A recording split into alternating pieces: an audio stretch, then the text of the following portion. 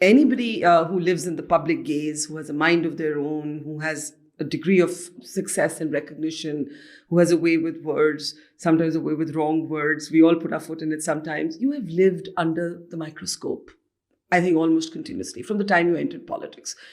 And one of the more bizarre allegations, I think, in your initial campaign years was that you were accused of being an Israeli agent and you had to pull out a photograph with Yasser Arafat to prove your credentials. Was that the most... was that the most absurd sort of allegation? You know, that campaign, that was my very first campaign, the 2009 election. Yes. And, you know, people just didn't know how to do the CPM, the commies were holding that seat the two previous elections. Yeah. So I was a threat to a seat that was their seat, as it were.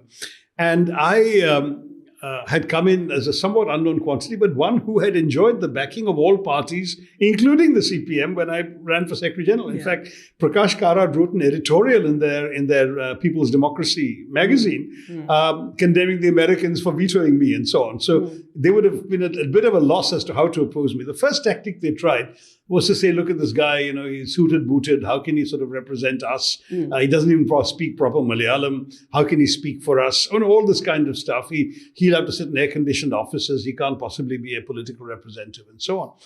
And I was able to dispel that line of campaigning by simply wearing a munda, which I had done on previous trips to Kerala on holidays, and speaking to people in fairly simple Malayalam. My Malayalam wasn't great, but it was Malayalam picked up on annual holidays home in my childhood. Is it better now? And, much. But anyway, and I would end up by saying, listen, as you can see, I speak enough Malayalam to understand your hopes and your needs and your problems. But more important, I speak the English and the Hindi you need to have these expressed in Delhi, which is where the job is. Speaking fine Malayalam won't get you very far with ministers and bureaucrats in Delhi. And that argument resonated very well with the voters, which left the commies looking for another line of argument. Their other line of argument was that I was they couldn't try me as an American capitalist stooge because they had been defending me against the Americans. So they decided I was an Israeli agent. And there were hilarious memes, you know, James Bond movie posters modified for me as a Mossad agent and so on, because they thought this would actually appeal with both the leftist voters and with the very small but active Muslim vote. Yeah. We have only about 10% Muslim population in Trivandrum parliamentary constituency, but they tend to turn out to vote. They're conscious of their civic rights. And so that was probably going to be an empty. So it's had some effect. I think it's estimated that the voter turnout in the Muslim areas in 2009 was very much lower than normal. But I still won the election handily by a lack of votes.